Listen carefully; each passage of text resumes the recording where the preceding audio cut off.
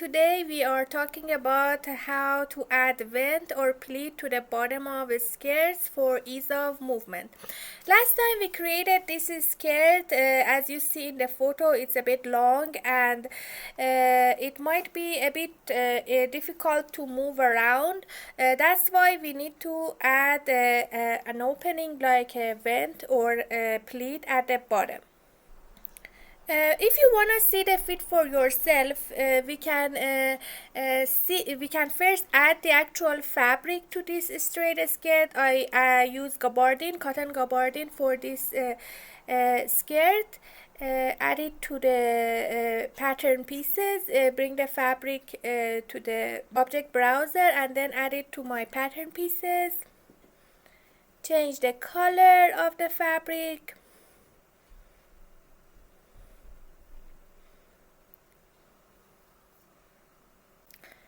To see the real color, you should always desaturate your fabric.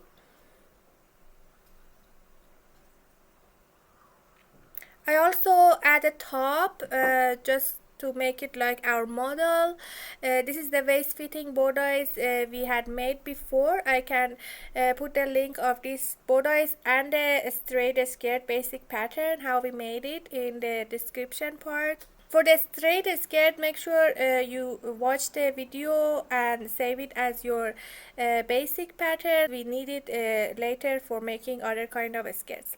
For the top, as you see, I'm just increasing the neck opening 2.5 centimeters at front and back, and the neck drop I increase it by 11 centimeters.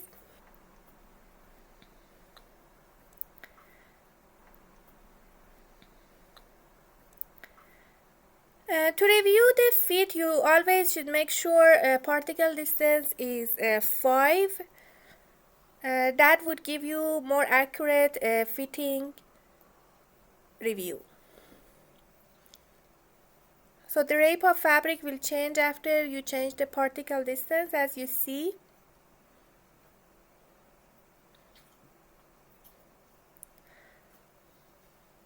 Okay, now I can change the pose of my avatar because right now she's standing. It might be no issue and comfortable.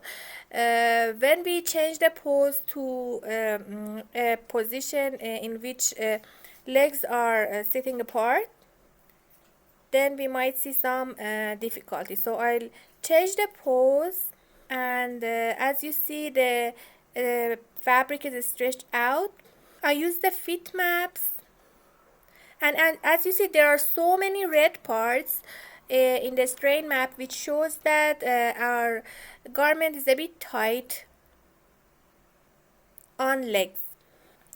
So now let's go back to our basic pattern again and see how adding the vent will help with ease of movement. So we want to add this vent which is 25 centimeters at the bottom of hem. We need to add it to the back part. I'm bringing the right side of the back and split the line at 25 centimeters. Our guide had it at 20, but because our skirt is longer, I would like to have it at 25. Then I right click on the bottom line and offset the pattern outline by 4 centimeters. Because my both backs are linked, when I do on one side, the other side also will have the extended part. Then I edit my sewing. I bring the sewing back to the top of the vent, because we want this part to be open, of course.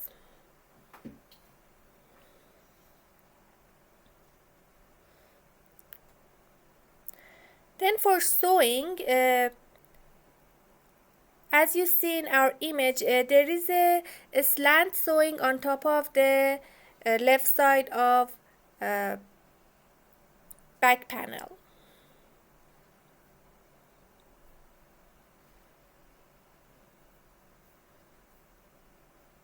For making that line, first I draw an internal line on left side because I want to fold my left panel on that. And whenever you want to fold something, make sure you strengthen the piece first.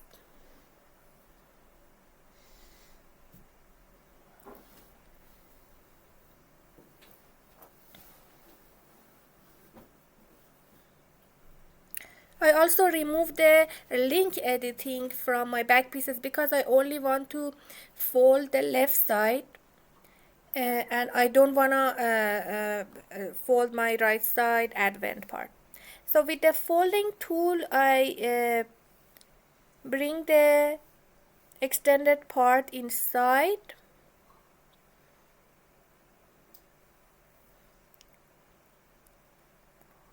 And I make sure the internal line has the fold angle of 0 and the fold rendering is on too. This way our fold will be crisp.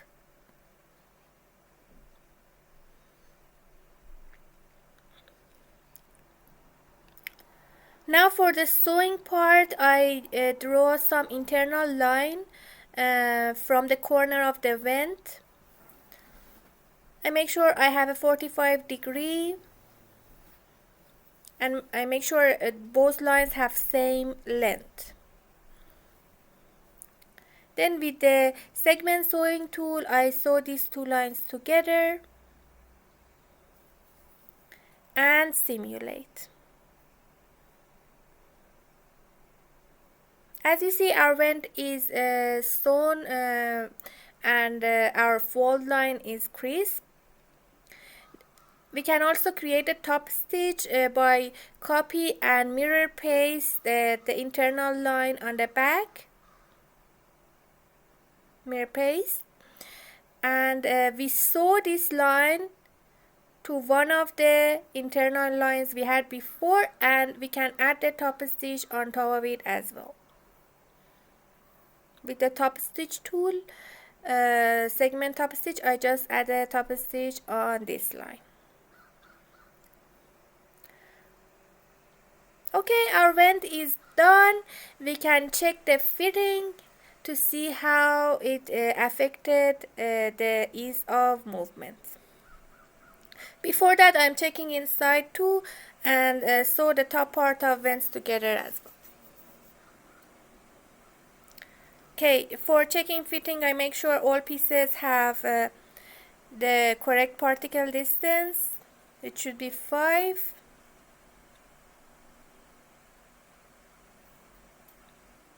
I have changed the color here to lighter beige. Now I change the position to the standing one, in which legs are apart. There is no walking position in claw, but this is the closest we get to walking.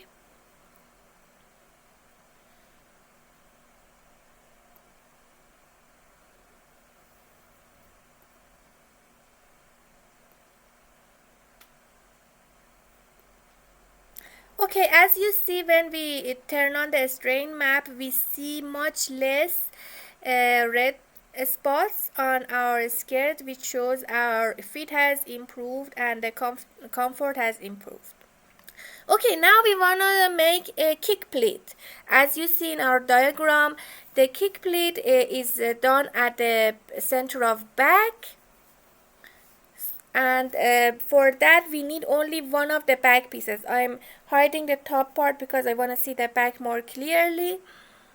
And on the waistband you see it's a little bit open at the end. We can sew it back by offsetting our waistband end by 3 centimeters.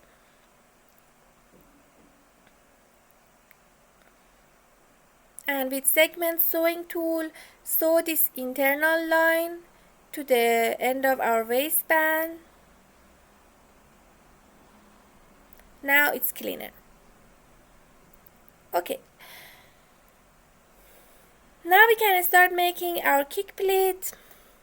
As you see, the center back of this panel is unfold, so we need to remove one of our back pieces and unfold the right back to have a mirrored piece.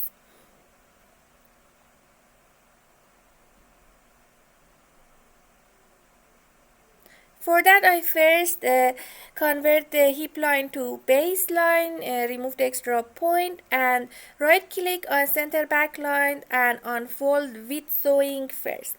When I choose with sewing, I'll have most of my sewing, but as you see, one side of the waist is missing. We can sew it back. We need to sew it back first. If you don't, then your pleat won't be sewn automatically. So it's better to sew the waist first. If you simulate now, you see it's not going very nicely on your avatar, so it's better to do the simulation by adjusting the piece first, like so.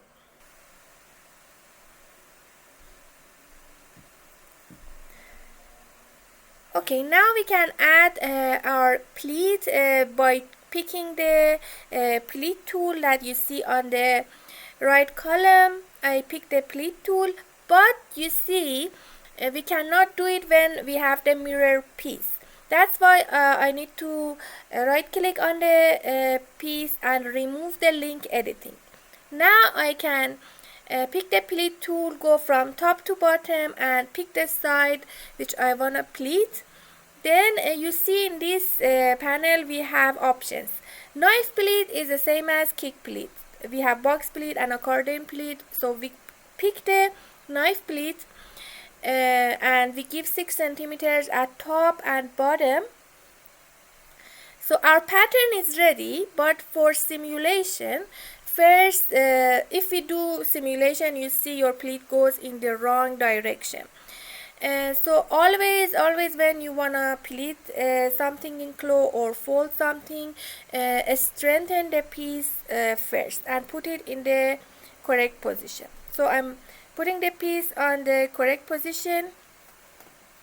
If I press simulate, you see the pleat line it will be aligned with my center back, and that is what I want. For the edges of the pleat, you see they are wavy. If you want a crease edge, you need to pick the internal line and go to property editor. Make sure fold rendering is on. You check that box and make sure fold angle is 0. Okay, so now you see our fold is crisp and you see our pleat is done nicely. Now we can unstrand the piece.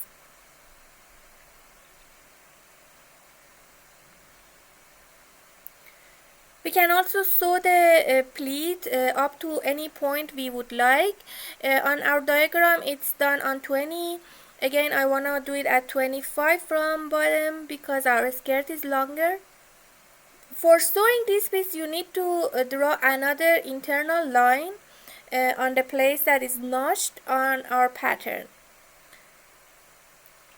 So I get the internal polygon tool and draw a line that connects two notches here.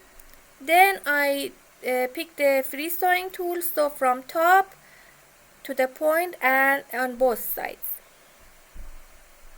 Now as you see, my pleat is closed from top to the point I splitted on my internal line.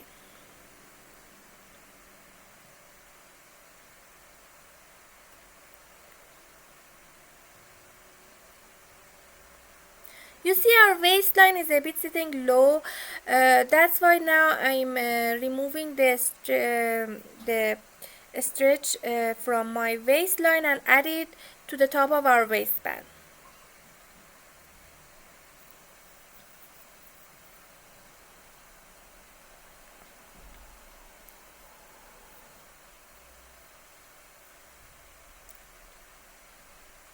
Okay. Now our skirt is sitting better. We can evaluate the fit now.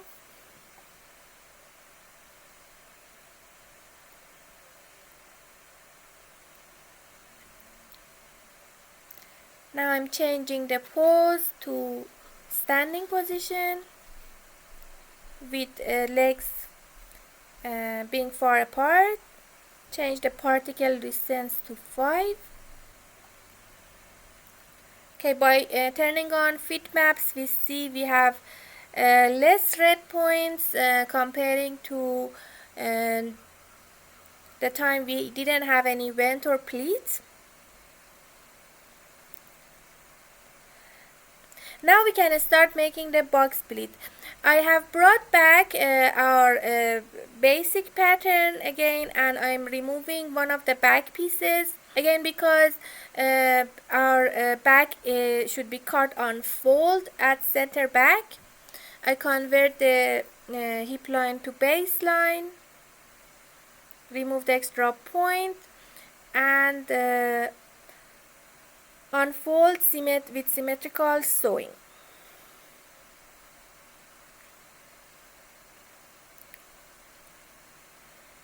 I sew back the waistline, the missing part, like we did before.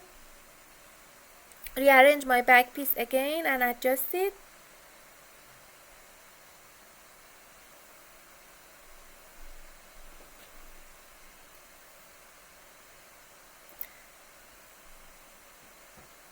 Remove the link editing, and this time with the pleat tool, when I wanna choose the pleat type, I choose the box pleat.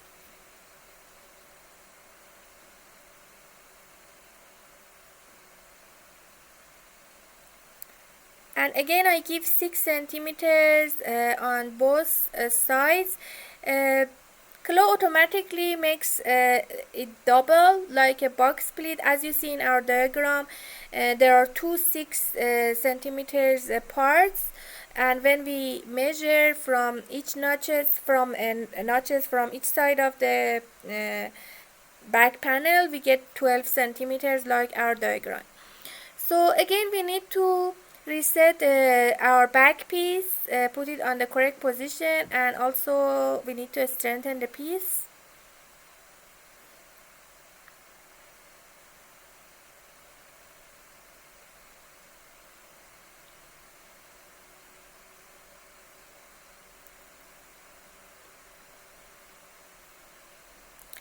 Now if we press simulation, we get a nice box pleat, and we can sew it from top to any point. But before that, I'm making the lines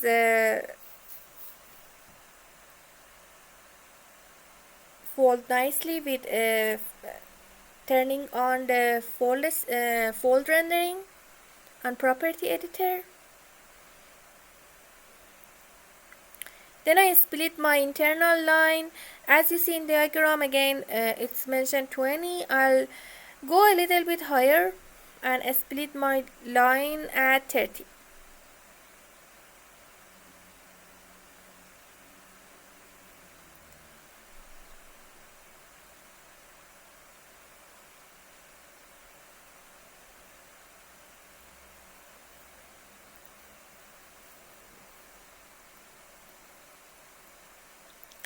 Okay, now for checking the fitting, first I add the right fabric, the cotton gabardine we had chosen, change the particle distance to 5. Also add that waistband sewing line again on my waist. Bring back my top and change the pose.